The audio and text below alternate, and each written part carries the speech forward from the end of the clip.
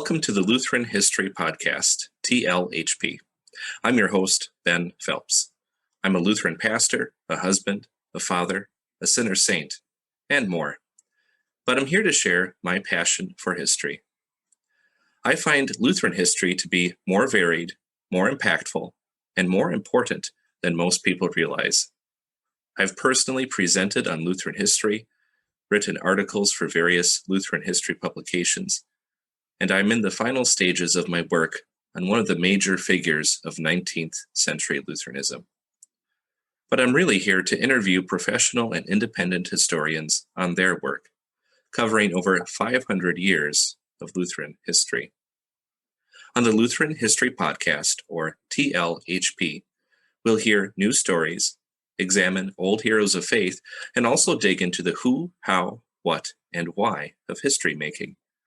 Whether you're a Lutheran seeking to understand your faith's rich roots, a history lover, or a person looking for stories of trials, tragedies, and triumphs, you'll find it all right here. Today, we have a special guest. We'll hear from Pastor Nathaniel Biebert. He was born and baptized in California. He later attended Lutheran grade schools in Wisconsin.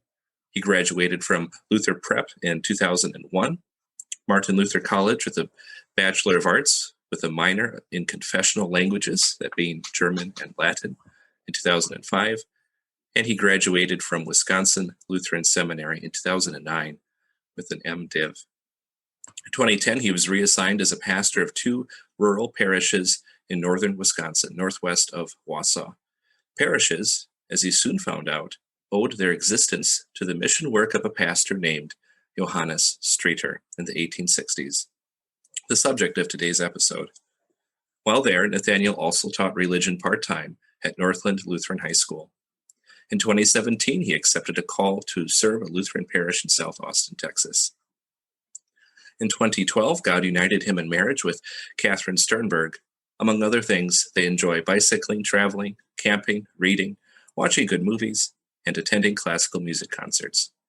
Nathaniel also enjoys hiking, fly fishing, fly tying, and historical research, of course, including translating German and Latin works. Nathaniel is the author of Luther at the Manger from Northwestern Publishing House, a translation of 1531 sermon series. He's also the translator and editor of Heaven is My Fatherland, the life and works of Michael Praetorius, published by Resource Publications. He has also authored articles and translations for the Wisconsin Lutheran Quarterly and Forward in Christ. He is the 2018 recipient of the Concordia Historical Institute's Award of Commendation for his serial in the Wells Historical Institute Journal, Johannes Strieter, Raconteur of Past Reminiscences, which is today's subject. So now let's get into it. Pastor Biebert, you've been working on Johannes Strieter for quite some time now. Can you tell us who he was and why you have made him the subject of one of your major projects and now a book? Yeah.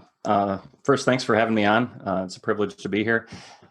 Johannes Strieter was a German immigrant in 1837. He was born in 1829. He died in 1920. He immigrated with his family in 1837 at the age of 7 years old and came over to Michigan, ended up studying in both Michigan and in Fort Wayne, Indiana, to become a pastor in what we now know as the Lutheran Church Missouri Synod. He was a pastor for 50 years in the Missouri Synod from 1852 to 1902. And in 1904, he celebrated his golden wedding anniversary with his wife, Elizabeth, and a bunch of relatives attended. And on that occasion, they asked him if he would be willing to write down all of his reminiscences, since he was known not just among his family, but among almost anyone who knew him well as a great raconteur, which is a great word, just a fancy word for storytelling or for a storyteller. And they knew him as a great storyteller. So they asked him to write down his reminiscences. And at first he demurred on that, but they eventually played the right notes to him, so to speak, and convinced him to do it. And so he wrote down his autobiography in 1904. It was published by his brother-in-law, Friedrich Leutner, in Cleveland in 1905, and that's the project I've been working on. So he's a German immigrant to America. He's a Lutheran pastor, and he's a great storyteller. Sounds like the great subject matter for Lutheran history. Now, I've been able to read a lot about Strieter just in the various segments that you have published in the Wells Historical Institute Journal. I've personally always found that mass immigration period of the early and mid-1800s very interesting, because it was such an important period of transitions and change, both culturally and also in Lutheranism. I think that the Strieter bio really gives readers an immersion experience into that period. Not just learning names and dates, but you get to see what life was like and how a person's life changed during that time. So through stories, we can learn so much more about the movements and the ideas of 19th century Lutheranism. For instance, I've noticed in many biographies of that period that often the protagonist has a moral but rationalist pastor in Germany before they immigrated here. The same is the case for Strieter. Can you explain what's the significance of rationalism in the Lutheran Church within the German states, and why do you think it's such a common theme for life stories of the period? Yeah, so what you referred to is the fact that Strieter had a pastor by the name of Pastor Gates, whom he even recalled, even though, like I mentioned, he emigrated at age 7. He could recall that his pastor back in Germany was a rationalist, and the example he gives is that if anyone was sick, instead of comforting the person with God's word, his pastor would encourage him or her, whoever it was who was suffering, to simply be more resolute in their mind and overcome their pain and overcome their sickness with manly strength, as he puts it. So that's one example of how rationalism manifested itself. Of course, the ultimate idea, the reason it's called rationalism, which is really a term specific to the religious sphere. It's really the Age of Enlightenment or the Renaissance as applied to the religious sphere. And they use the term rationalism for that application because the buck ultimately stopped with reason or with your rationality in the religious sphere during that period, rather than with the clear revelation of God's word. And it ended up throwing out a lot of Christian tradition and things along with it. So it could manifest itself the way it manifested itself with Strieter's pastor. It could also manifest itself in sermons on topics that we confessional Lutherans would consider should be the farthest thing away from Lutheran pulpits on Sunday morning. Advice on sanitation and personal hygiene, advice on coffee drinking, things like this, just topics that really are more worldly and earthly than they are religious and scriptural. Because ultimately, if you're just focused on human reason and what makes sense to human reason, you're going to deny the basic doctrines of Scripture, typically, the virgin birth, Jesus' miracles, things like that. And these are the things that are essential to Christian teaching. And so you end up getting a lot of food that really doesn't feed your soul when you go to church on Sundays. And I think that's why it ends up being a common theme. Even if the immigrants don't immigrate for that reason, they certainly don't have a robust church life that's holding them back in Germany, so to speak, because oftentimes they have this rationalist pastor who is really not giving them any gospel meat, giving them any really good soul food. And so that was the case with Strieter's family. It seems like they immigrated primarily for economical reasons, but it certainly was, they didn't have a church life that was holding them back in Germany because of that rationalist pastor. Yeah, that's a really good point. I think a lot of times when you have Lutherans in the United States today, and if they have German ancestry and they kind of know a bit about the Lutheran history of the 1800s, often you kind of get people assuming, oh, well, they must have immigrated for religious freedom. They wanted to be able to be true Lutherans. And it's kind of a romanticization of that idea where, well, maybe religion was part of the reason, but so often there's so many other reasons for immigration as well, whether they were Lutheran or not. I found that quite often where people might totally misconstrue why their ancestors had immigrated. But it's certainly a factor in many of these stories, whether it's the prime cause or not. Right. So when Strieter and his family immigrated to the United States, they settled in Michigan. where they were served by a pastor named Friedrich Schmid of the Michigan Synod, also known as the Missionary Synod of the West. So Schmid is one of the better known figures of this period, but for the audience members who may not be familiar with him, can you share a bit about him and his importance in Lutheran history? Sure. He's very important in Lutheran history, especially in the state of Michigan and especially in eastern Michigan around the Detroit and Ann Arbor area. If you go to Ann Arbor and you drive out west into the countryside and basically stop at any Lutheran church you find, and even non-Lutheran churches nowadays, because of the history of some of those congregations throughout the years, you'll often find historical markers in front of those churches that mention Friedrich Schmid was basically the founder of the congregation. So he was very active, very zealous missionary and pastor in that part of the world. He certainly was not a rationalist. He was educated at the Mission Institute of Basel, though, which wasn't a rationalist institution, but it was a doctrinally lax institution. It would kind of try to train every student that came there according to his or her religious background, and then send them out according to his the person's religious background. I said his or her, but at the time it would have been all male missionaries. Sending them out according to his religious background as well. So if you have a Reformed person, they would do their best to keep their Reformed theology intact, but to instruct them in some basics about evangelization, and then send them out and say, do your best to preach the Reformed gospel. And they would do the same for a Lutheran. And Schmid was a Lutheran, but when you're in that kind of educational environment that the Basel Mission Institute had, you kind of tend to water down doctrinal differences and kind of to look at them as more personal preferences rather than as things based on clear scriptural truth. And so Schmid definitely had a strong theological core. He believed that Jesus was the world's only Savior. He believed in justification by grace through faith. He wanted people to believe in Jesus. He wanted to present the gospel of Jesus and his substitutionary atonement for their sins to them.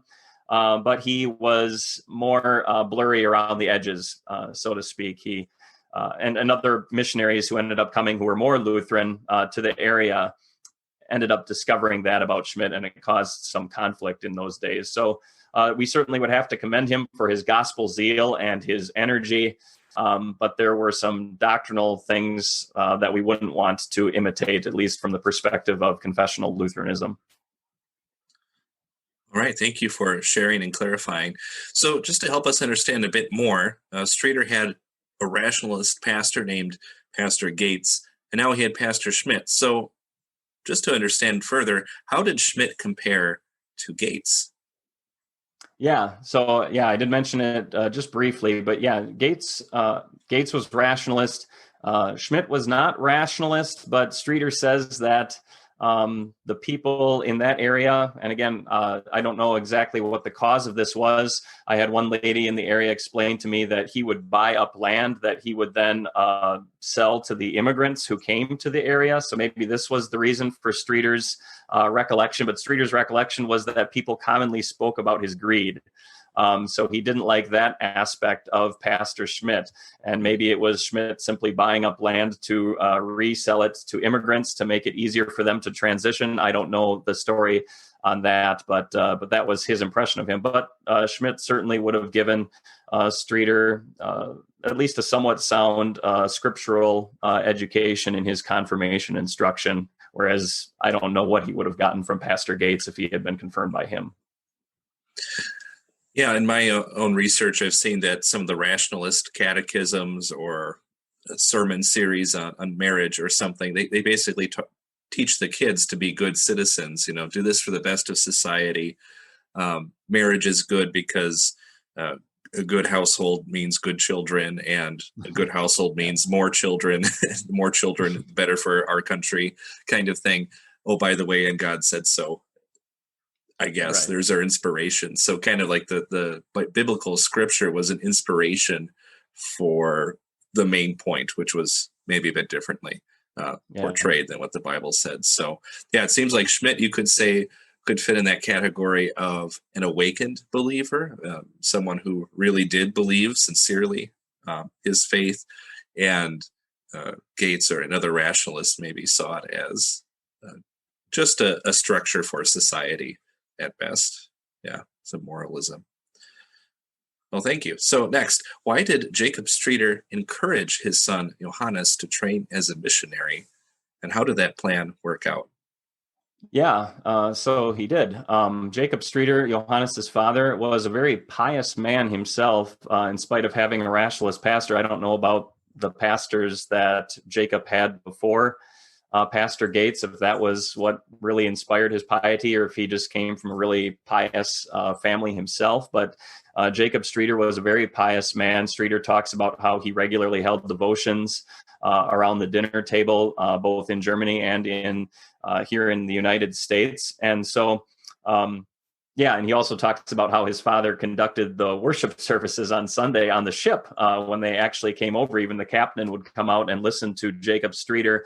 He wouldn't preach on his own or ex corde or ex tempore or anything like that, but he would simply read a sermon from a good sermon book that was written by someone that he himself trusted anyway, and the people would listen to him on Sunday mornings on the ship. So Pastor Schmidt in Michigan picked up on that Jacob Streeter was a very pious man, and so he actually installed him as his assistant in the part of Washtenaw County where they were living, in their local congregation that Schmidt had helped to found. And so Jacob Streeter would conduct the services for 5 Sundays in a row, and then Pastor Schmidt, who had been going on tour to all of his different congregations, would be there every 6th Sunday to conduct the service there. And so since Jacob Streeter was a very pious man, I think that's part of the reason that he really wanted his son Johannes to go into the ministry too, and to train to become a missionary himself. He valued the gospel, and so he wanted his son to share the gospel on a full-time way, whereas he was only doing it sort of in a part-time or on the side way as a farmer who also happened to be a congregational assistant for church. And maybe he saw some gifts in his son as well, that he thought, my son Johannes, he would be really great for that work. And so, yeah, he did encourage him to do it.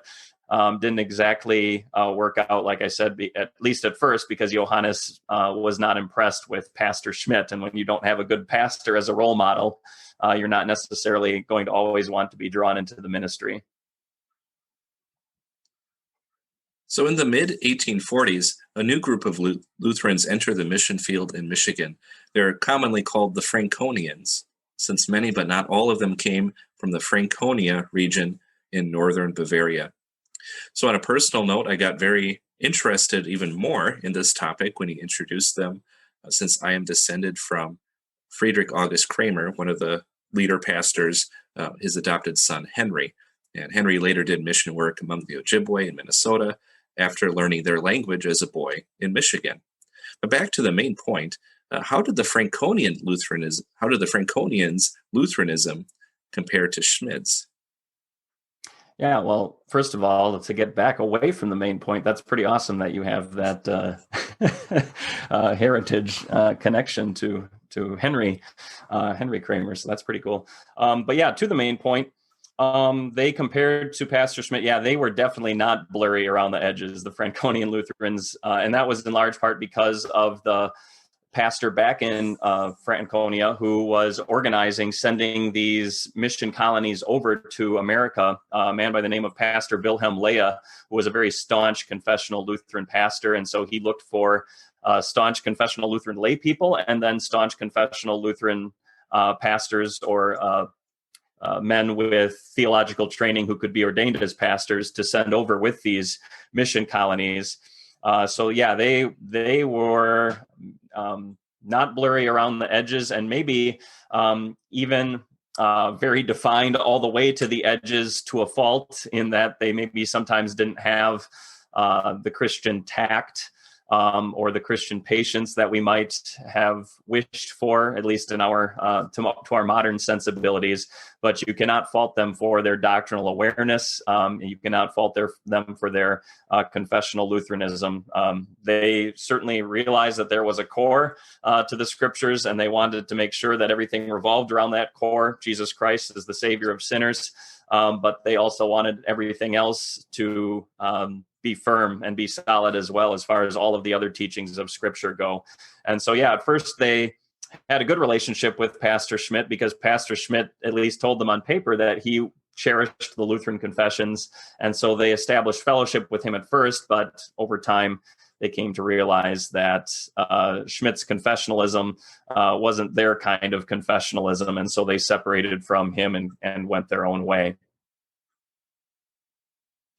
So the Franconians were one of the core groups that founded the conservative, confessional, German Evangelical Lutheran Synod of Missouri, Ohio, and other states, commonly known as the Missouri Synod, although you could argue there are just as many churches in Indiana at the founding, but that's besides the point.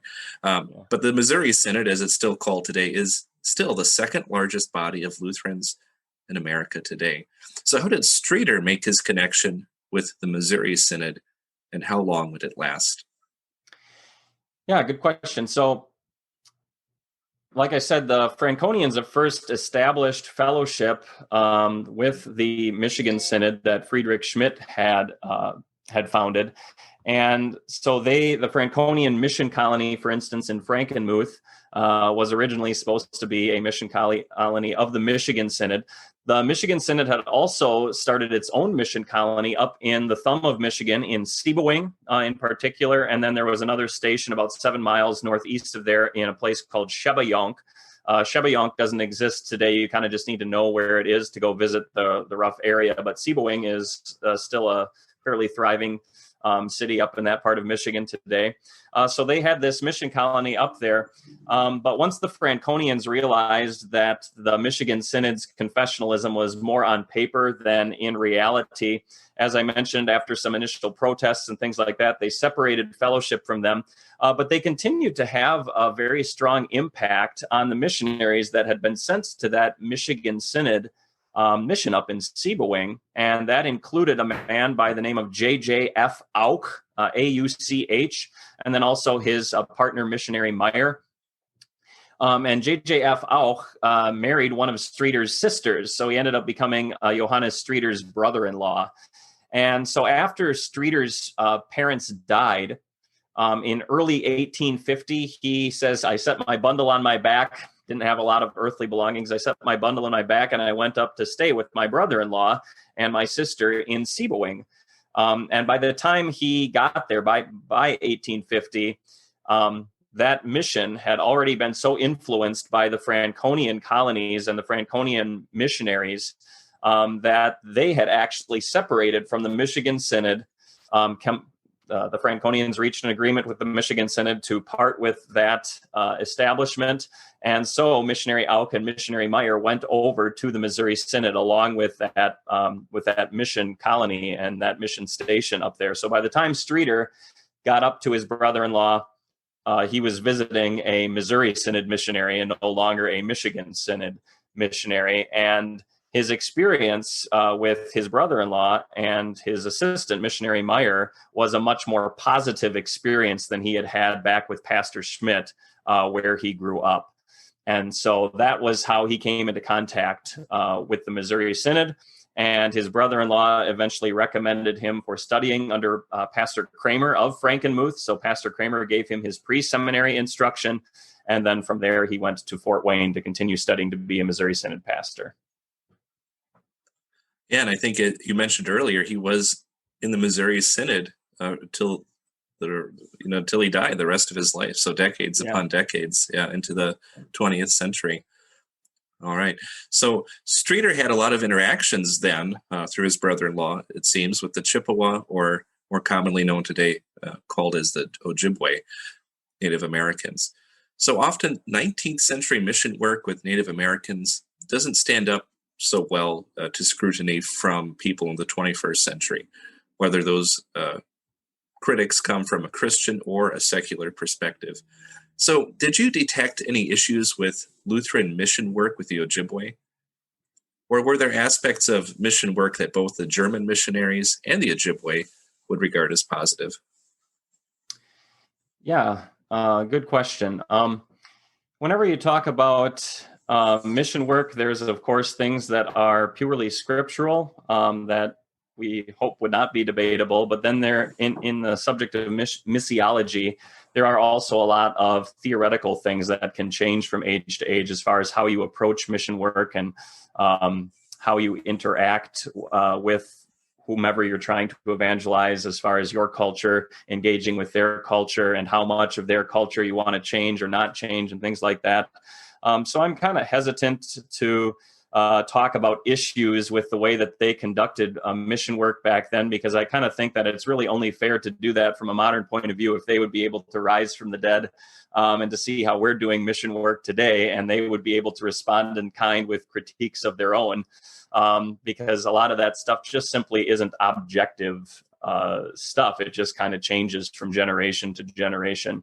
But I think there are some things that everyone could agree on that were good in the way that they conducted their mission work. I don't know as much about the mission work, the day-to-day mission work that was conducted in the Seebewing station, apart from what Strieter shares. But Kramer gives quite a few updates, gave quite a few updates in Der Lutheraner, which was the early Missouri Synod newspaper or magazine of the time, if you will, about how mission work was conducted there. And I mean, the simple fact is that, for instance, a lot of the Native American children had lice and hygienic problems. They weren't always necessarily very well fed or very well clothed. So the fact that they would delouse them, the fact that they would give them good square meals during the day, the fact that they would clothe them well, the fact I think that they taught them to read and write. I don't know too many people who, despite what you might have as a view of culture, who are against, learning to read and write. So I think these things are things that people would generally agree on that they did a good job of. Also, it's just fascinating to me, the whole concept of Wilhelm Lea's mission work, that you would not just send a missionary and his family to a place, but you would send an entire mission colony. I think there's a lot more to explore there as far as the merits or lack thereof of doing that in mission work today. And you could argue that maybe that's something we would even do better to debate the merits of today, because if we were to take a mission colony to a different place from America, there would not be typically economical benefits in doing so. And so I think maybe the motives would have to almost be more pure, whereas you wonder how many people who came from Leah's area were doing it with mixed motives, that they did want to share the gospel with the lost, but they also realized they might have a lot better life in the United States as well. Yeah. Those are just a few of my, for what it's worth, thoughts on that. Well, that's very interesting. I'm sure there's a research project built in there for someone who will grab it. I know I've been bookmarking a few of those Kramer reports saying, oh, that's interesting, not only from obviously a family history interest, but it's just a very interesting mission experiment in the mid-19th century. And there's a lot of similarity with other projects like that from the period. So back to a Strieter then. So he had a very long life in ministry, and for better or for worse, it's too much to cover in this one podcast episode. But can you briefly tell us what are some general takeaways that you had from reading and studying Strieter's life? What major events in Lutheran history did Strieter witness, and did he participate in any of them? Maybe I'll start with your second question first. Because Strieter, what makes Strieter so fascinating, actually, in a way, is the fact that he wasn't this towering figure in Lutheranism. He was kind of a Joe pastor, if you will, whose life just so happened to intersect with some pretty big names, and not just in Lutheranism and in religious circles, but also even among secular historians. These would be considered big names. For instance, he got some help from John Pritzlaff, who operated a huge hardware store in downtown Milwaukee. That you can Google John Pritzlaff and read about Pritzlaff's hardware store still today. So he had some interactions like that. He did interact with some bigger names like C.F.W. Walther or Friedrich Wyneken, who I know is a big interest of yours. But as far as he himself being involved in big events, he wasn't really embroiled in the election controversy. He He wasn't a key figure in the founding of the Missouri Synod or anything like that. He wasn't a key figure in the fellowship that was established by the Wisconsin Synod and the Missouri Synod, or the founding of the Synodical Conference, even though he was there for all of those things. As far as I know, he attended every synod convention that he could. So if anything big happened at a synod convention, he was at least there to give his yay or nay vote. But he just kind of was this guy who walked through this very interesting period of life, Civil War and a whole bunch of other things, who wasn't necessarily, right there on ground zero with a lot of things, but you kind of see what life was like just from an ordinary person passing through all of these things. So that's kind of an interesting thing in its own right. But then as far as major takeaways, I would say probably I could name a number of them, but just to stick with two. After reading a lot of Strieter's stories, I'm guessing that there's going to be a couple hours in your life that you're not complaining if you've just gotten done reading some of these stories, just because of the hardships and the privations and the things that he undergoes. Life was just so much different back then. Just to give one example, he talks about returning from one of his mission trips at like 2 or 3 o'clock in the morning, and it's freezing cold outside. He's on a horse-drawn sleigh. He's wrapped this buffalo robe around him to try to protect himself as much as he can. And he's at first praying to God to take his life quickly because he doesn't know if he's going to make it home. Oh my goodness. But then he switches perspectives because he realizes he's got a wife and 2 sons and another son in the womb back at home. And so he changes his prayer and says, no, somehow bring me home safely to my wife and children so that I can take care of them. So, you read things like this and it just gives some perspective. When your car breaks down on the road and you don't have cell service and you need to walk 5 miles before you can get cell service or to the nearest gas station, that's really not that big of a deal. If your church is having some arguments about how big the expansion project should be or the color of the carpet, that's not that big of a deal in the big scheme of things. If they've changed some rules at your college so that you no longer can have this or that in your dorm room, that's really not that big of a deal in the big scheme of things. So I think it helps to give some perspective. And the second thing I'll mention is just the importance of a task rightly undertaken. Strieter really stresses, and in his preliminary remarks in his autobiography, about how he didn't want to write his autobiography because he couldn't at first view it as anything other than a self-trumpeting and self-centered endeavor. And it wasn't until his relatives really started playing the right notes, as I mentioned before, or hammering home to him that this would bring glory to God and that it would serve and benefit them and be instructive for them. So it would be also loving his neighbor as himself.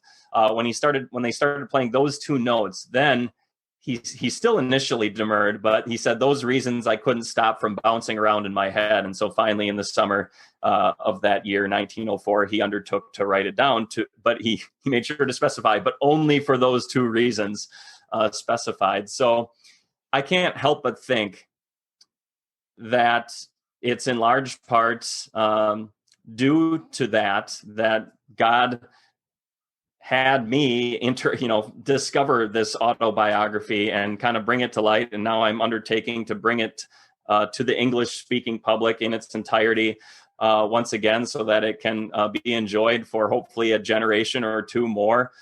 You think of people like, for instance, Johann Sebastian Bach, who write, in nomine Jesu and Soli Deo Gloria on their pieces because they want their work to be first and foremost in the name of Jesus and to the glory of God alone, and how much Bach's music continues to be enjoyed around the world to this day and has been throughout the generations. And I kind of think the same thing with Strieter, that, God isn't going to have his autobiography die out in the sands of time just yet, because he made sure that he was undertaking it to the glory of God and for the service and benefit of his neighbor.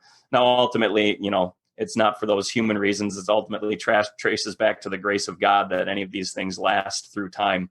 But nevertheless, God doesn't often let die these big undertakings that are deliberately undertaken primarily to his glory and to serve our fellow men. And so I'm trying to make sure to do the same thing also as I'm undertaking to translate his work. I keep on having to pray, Lord, don't let this be, to my glory. Let this be to your glory. Let this be instructive to my fellow men. All right. What an excellent way to conclude part one of this podcast. I think that's a good approach for any religious history project, a religious person, not just a historian of religion, but someone who is a Christian approaching history. What an excellent encouragement I think you gave all of us in that category. So now section 2. Now we're switching gears here. We're switching focus. We're going to talk more about the actual history making process, the research process. So first question is, well, really, I like to double up questions here, but kind of to tell us how you went about writing on this topic and what was your research method like? Yeah, I can probably combine those two questions. I didn't discover Strieter until 2011, which was the year after I got to the two parishes the two country parishes northwest of Wausau, Wisconsin, that I served. Starting in 2010, I served them for 6.5 years. And in 2011, one of them, the older of the two congregations, celebrated their 150th anniversary. So kind of a big anniversary, not too long after I first got there. And of course, one of the traditional things that a pastor likes to do if there's no one else in the congregation who's eager and willing to do it is to give some sort of history presentation in connection with that anniversary celebration. So I was doing research for that, and I came across a translation in the files of this church, a translation of just the chapters related to Strieter's time in Wisconsin in his autobiography that had been translated by a man named Orland Wyneken, who lived in Marquette County, Wisconsin, and was descended from people that Strieter had served during his time in Wisconsin. And I don't know how a previous pastor had gotten a hold of this translation, but he had, and it was in the files.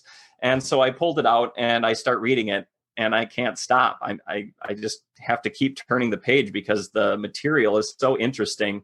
And I thought, man, how awesome that this man who was instrumental in the founding of this congregation later wrote down his reminiscences. And so, he's telling this story, and I know exactly where that took place. I can look at this place on my way to church in the morning and see where this debate took place or where he served these people.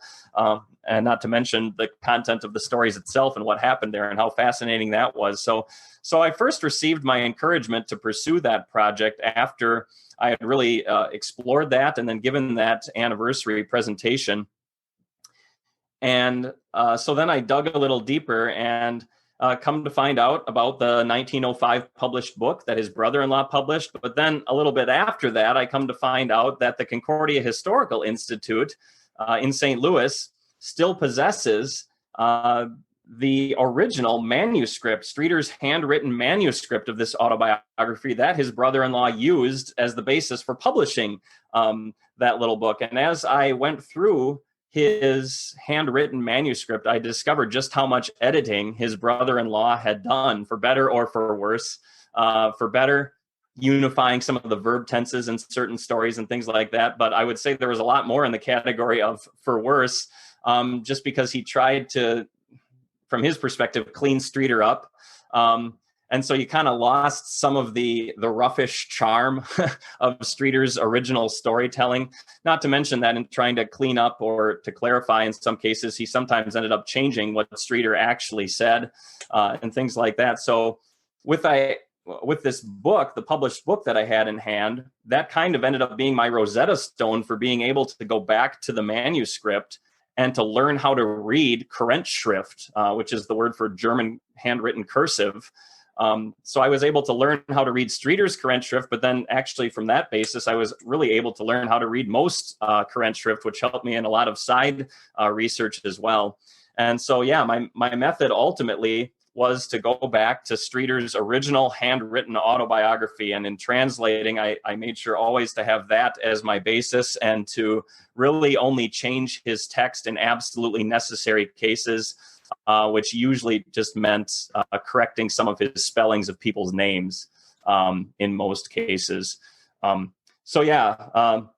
Going back to his manuscript and using the published translation more as a consultant rather than as the base in this case. So in kind of a strange situation, I think this is a unique scenario where, God willing, once that's published, what Strieter actually intended to convey to his audience is really going to be more present, I think, in the English translation than it was in the original published book that was published in his own mother tongue, just because of the amount of editing that his brother-in-law did with that published book. So kind of a strange situation there. Yeah, it suddenly kind of changes from a secondary source where you're just translating something that's already out there, and now it's a lot of primary research. I mean, no one can say it isn't primary research if you are deciphering old extinct German handwriting, a skill and talent often necessary for primary research of that period. But the people who can do that are very few and far between.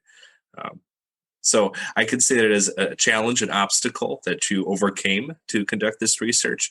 But were there any other major challenges as you conducted your research on this project? Yeah, so that would have been the big one, is learning how to read his Kurrentschrift, which was able to be overcome with the published book, which I could use as my Rosetta Stone. Maybe one other big challenge is, in seeking to corroborate a lot of what Strieter shares and maybe fill out some footnote evidence and fill out some appendix material as well. Trying to find Strieter's records, the records especially that he kept in Wisconsin, because those were the ones that were most important to me, being a pastor in Wisconsin, who benefited from his ministry in Wisconsin.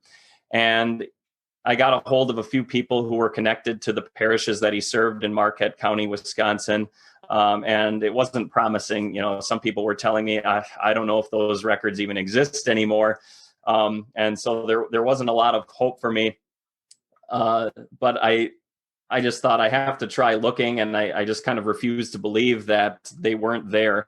And so I remember spending a whole day with a pastor down in the area, a pastor who is now the pastor of some of Strieter's congregations that ended up being started, and digging through a bunch of his, digging through one of his churches, basically searching high and low, and then also looking through his own attic in the parsonage, and then through his front porch, and before ultimately finding those records in another one of his churches. He served a tri-parish. So that was definitely an obstacle that had to be overcome.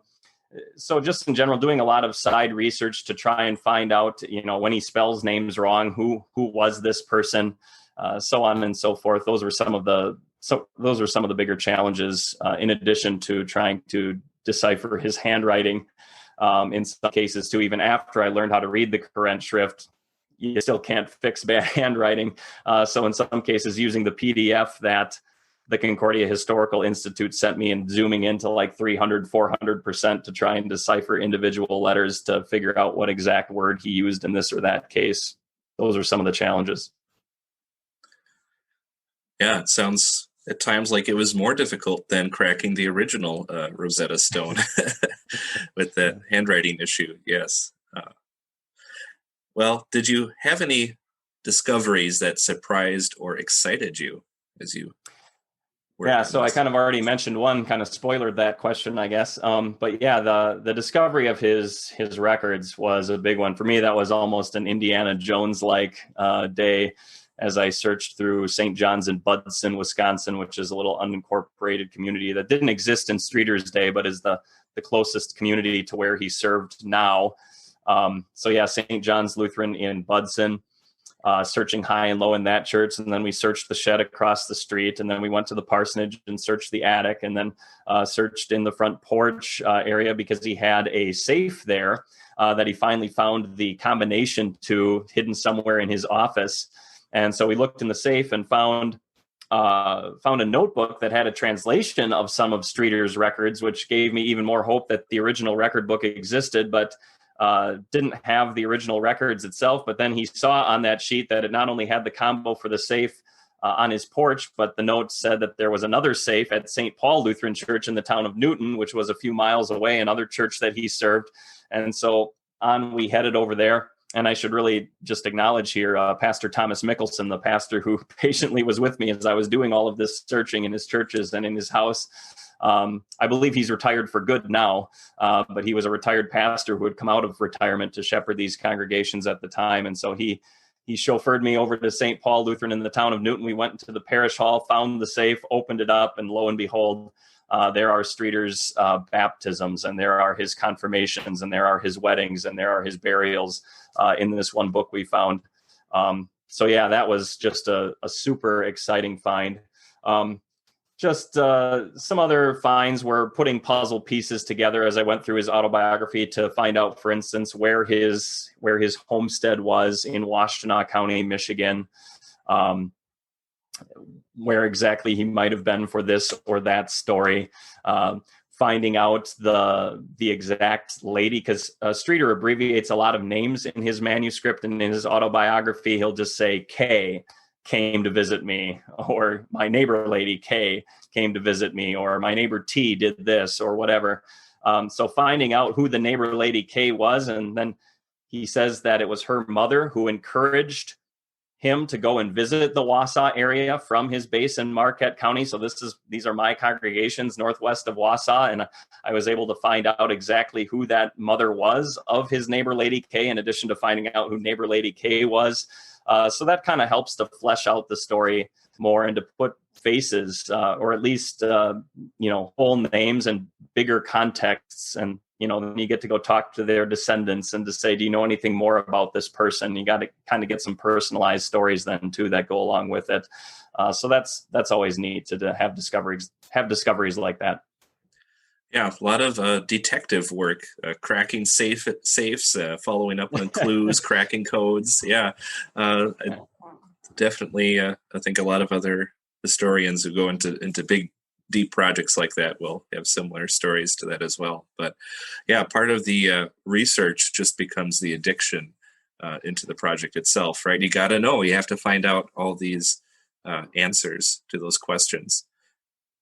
And that leads me to my next question. Did you have any unanswered questions about Strieter? Whereas hard as you tried to look under every stone, knock on every door, were there some things you just couldn't figure out the answer to?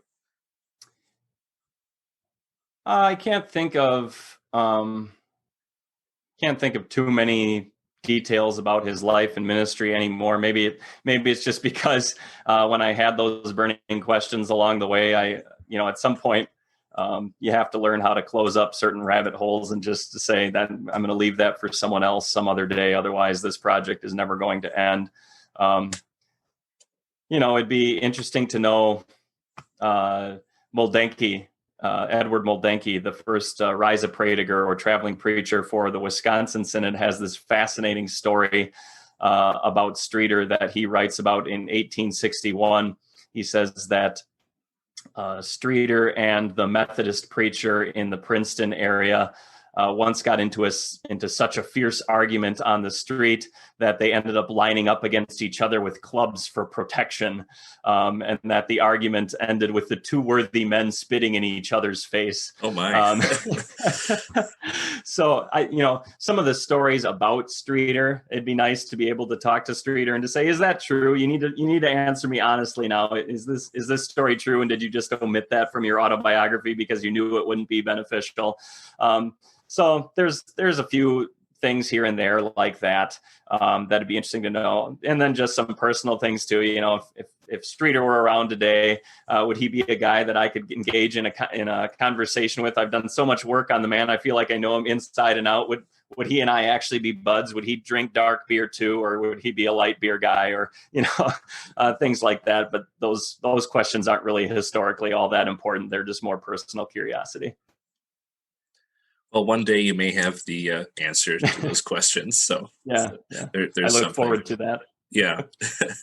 Do you think there are any more areas to do research on Strieter? Yeah, there certainly are. I mentioned, my main area of focus, even in I have considerable footnotes in this translation project for translating his autobiography. But then my other project has been this serial that you referred to in the Wells Historical Institute Journal, where I try to tell more of his story along with broader contexts in the main body of the text, rather than just having his autobiography in the main body of the text. So in doing a lot of research for that, I focused mostly on his time in Wisconsin and dug down a lot of rabbit holes that dealt with his time in Wisconsin. And even then, his predecessor in Wisconsin, Conrad Dielman, I and my good associate and collaborator, retired pastor John Dolan of Montello, Wisconsin, we did a lot of groundbreaking work in finding out some information about Conrad Dielman. But there's still a lot more that could be discovered. He's a fascinating man in his own right. He starts out accompanying from England this famous missionary to some mission in Africa. He ends up deserting along the way. It appears for confessional reasons, because he didn't agree doctrinally with what was going on or something like that. Then he ends up marrying this little Dutch lady, and ends up in the Missouri Synod, but then ends up in the Wisconsin Synod, and ends up as an editor of 2 different newspapers, ends up resigning from the Wisconsin Synod, then later comes back into the Wisconsin Synod. So he's just a fascinating character in his own right, and we've just begun to scratch the surface on him. So there's a great history project for someone with knowledge of German and with, a nose for research, who could really go and do a big project there. Edward Moldenke, I mentioned that he had some interaction, or at least heard about Strieter, and also had some interaction with the assistant that Strieter ended up getting, J.J. Hoffman, in the Wausau area. And because of Moldenke's trips to the Wausau area, the Wisconsin Synod ended up stationing its first pastor in Wausau itself. Not long after that, I'm not remembering the last name of the man off the top of my head, but he has a lot of letters that he wrote to the Synod's leadership that are in the Wells archives that would basically tell the story of at least Wisconsin Synod Lutheranism in Wausau. And that would be a very fascinating and interesting project as well. And then there is all of the ministry that Strieter did outside of Wisconsin, Aurora, Illinois, later in the town of Proviso, Illinois, today Hillside, Illinois, which is a suburb of Chicago. And then his ministry in Ohio and his ministry in Indiana. I'm sure you could do the same kind of rabbit hole research in each one of those places that he served, that I did for his places of service in Wisconsin. So yeah, there's a lot of side projects that are waiting there if someone has the time and the energy and the ability to undertake them. Well, I think you've certainly laid the groundwork for people to kind of jump off your project and more easily conduct other projects if they're interested, maybe just a paper or a journal article, or who knows, maybe a whole other book out of it. Yeah. That would be a great place to start for maybe some new historians or pastors just looking to get into that. Maybe there's a pastor or two who, like yourself, is or was located in a former Strieter congregation who might have a similar interest. So now to ask, do you have any upcoming projects? Once you're done with Strieter, do you have something on the back burner you're ready to start to work on again? Yeah, I kind of have an eye right now on a man by the name of Joseph Scheitberger. I'm kind of interested. I've done some digging, mostly just translating of German encyclopedia articles about him and about Salzburg emigration. Joseph Scheitberger was a minor in what was at the time the Archbishopric of Salzburg, which means that this is a territory that's ruled by a leader in the church, ruled by an archbishop. It's today part of Austria, Western Austria. And he was a minor you can watch the Amadeus movie and see Mozart and the Archbishop of Salzburg. That's your pop culture reference for Salzburg. There you go. Sorry, go ahead. So yeah, he lived and was a minor not too far away from the city of Salzburg, and ended up getting kicked out of the territory in the mid 1680s for his Lutheranism, because the Archbishop was obviously Roman Catholic and didn't want to have anything more to do with Scheitberger's confessional Lutheranism. So he ended up moving to the city of Nuremberg. And then from the city of Nuremberg, he wrote a number of letters that were meant to be passed around among secret Lutherans that he knew still existed in the Archbishop Archbishopric of Salzburg. And eventually those were compiled into a book that became a fairly popular devotional book in the early 1700s called the Evangelischer Sendbrief, for the Evangelical Circular. And so it'd be kind of neat to dig into that work more. And the work ended up taking on even more significance when a new archbishop ended up finding out that there were actually a whole lot more secret Lutherans in his territory in the early 1730s, and finally issued an emigration proclamation in 1732 that effectively kicked out all of the Lutherans from his territory for good. And so it just was an incredible phenomenon of the time that you had all of these Lutherans kind of streaming down from the different valleys of the Austrian Alps and migrating through Salzburg and going through the various cities of Germany up through Berlin and eventually into Prussian Lithuania, where the King of Prussia had given them asylum because he himself was Protestant. And so just a fascinating movement. It's doubtless in a number of people's ancestries if they have German ancestry. And that's actually a little bit of a personal connection for me, because I think I might have some ancestry connection to that movement as well. So yeah, I've been looking a little bit more at Joseph Scheitberger's life and his work, and maybe that'll balloon into a bigger project in the future. We'll see. That's very interesting. I think many people familiar with kind of earlier American Lutheranism will recall, oh yeah, there's the Salzburger Lutherans in the southern colonies in the 1700s. But this is news to me too, that many of them, and it makes sense, didn't travel all the way across the Atlantic. They just moved a couple German states over. It sounds like the East Prussia area, a little bit closer to home. So that's a new area of research for me. I'd be fascinated to see what you come up with that. Yeah, you're right. Some of them did emigrate to Georgia, I believe it was. So yeah. There was some United States emigration at that time too. Yeah, I think Muhlenberg stopped by those guys, one of his first visits in the South. Well, anyway, are there other topics that you just want to see more research and more writing carried out within Lutheran history? All of the topics. Yeah, there's so much that's yet to be tapped. There is a veritable, if there are budding Lutheran or just budding Christian historians out there, there is a veritable Library of Alexandria just on a site called the Post-Reformation Digital Library, prdl.org. All sorts of links to digital books that have been uploaded to the World Wide Web. And my goodness, these are people who wrote about theology, who wrote devotional works, who wrote doctrinal works, who wrote hymns back in the age before there were all of the distractions that we have now, like TV and Netflix and social media platforms and things like that. And if we're honest with ourselves, in most cases, just were far more brilliant than we are today. And most of their work still lies trapped there in the German or Latin language. And so, yeah, it would be great if more and more people would dig into some of those things and expose them to the English-speaking public. There's so much that we could learn from those men. Not big names like Johann Gerhardt, Martin Chemnitz, although a lot of those bigger names have had a lot of works translated. Johannes Quenstedt, people like that. But then there's also people who were not quite as brilliant, but back then, if you weren't quite as brilliant as Martin Chemnitz or Johann Gerhardt, you were could still be a pretty brilliant man.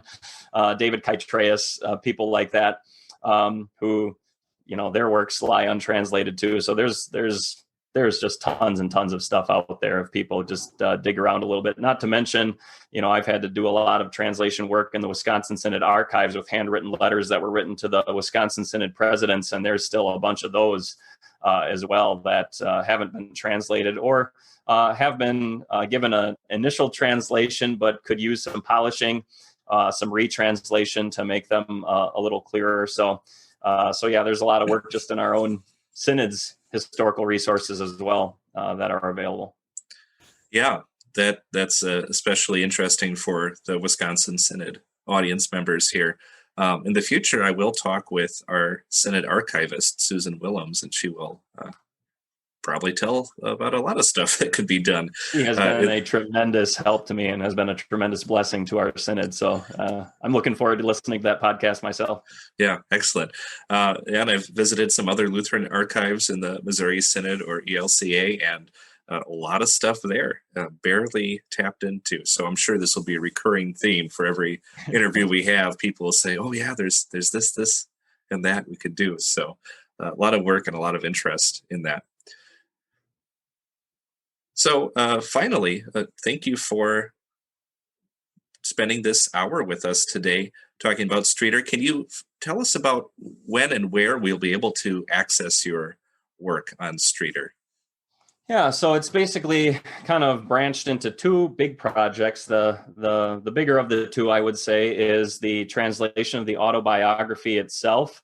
That's going to be part one of the book, God willing, and part two is almost just as big, and that's a collection of appendices that have mostly translations of a bunch of primary source material that is related to Strieter's life. So a translation of a bunch of August Kramer's Frankenmuth reports, translation of a bunch of letters from the Wisconsin Synod archives, especially of a pastor named J.J. Kern, who ended up interacting with Strieter in letter correspondence, and also plotting behind the scenes against Strieter and his congregations, trying to gain them for a different church body. So yeah, and those are just a few things in those appendices. It's meant to be, the autobiography and then a big chunk of primary sources that people can use either to do further research on Strieter or do further research elsewhere as well. So that's currently being typeset by Resource Publications, which is an imprint of Whipfenstock Publishers out of Oregon. So it's nearing its end. I'm able to see the light at the end of the tunnel, though. Once they finish typesetting it, I'll need to look through it, obviously, and make sure everything's in order, and then got to do the indexes, which is always the fun part. I said fun in quotation marks, the fun part of any publishing project. But then the other project is already started and is currently ongoing, and that's my serial in the Wells Historical Institute journal titled Johannes Strieter, Raconteur of Past Reminiscences. And I imagine they'll probably, I just sent off the fall installment, the fall 2020 installment to Professor Brenner, who's the editor of that. And I think after that, there'll probably be at least 3, if not 4 more installments after that, spending time, again, mostly on Strieter's time in Wisconsin and on the split in congregations that happened in the area he served after he left for Illinois. And then one installment that'll just be kind of a postscript that sums up the whole rest of his life in ministry, that you'll kind of have to go to the autobiography to get the details if you want more details on any of that stuff. So those are the 2 projects I'm working on now. If you want access to the second one, just need to subscribe to the Wells Historical Institute journal, and you can read it there. Or if you are willing to wait, you can wait a couple years until they typically publish those as PDFs online, and you can view them for free. So. Sounds good. Look forward to seeing your work in print format. So last episode, we heard from Dr. Mark Brown about various Lutheran synods in the United States about 100 years ago or so. And one of the major things that divided Lutherans was the election controversy. The election controversy took place in the 1880s, and Dr. John Brenner will be our next guest, and he will talk about his book on that controversy and how it impacted American Lutheranism. So now, as we close today, I'll address you, dear listener. Please consider subscribing or following this podcast or this channel on whatever platform you are using. And please think about telling a friend about this episode or about this channel if you think they might find this interesting. I'm very happy to offer this podcast to you for free. Any ads you hear are coming from a third party through the podcast app or the podcast site you are using to listen to this. I'm not seeing any of that. However, if you would like to support TLHP with either a one-time donation or a monthly plan, check out the Lutheran History Podcast on Patreon. I've set up several levels and tiers. There are some hosting and website fees, as well as some technology upgrades we'll look into in the future. So anything you can do to support us is greatly appreciated. As always, thank you for listening.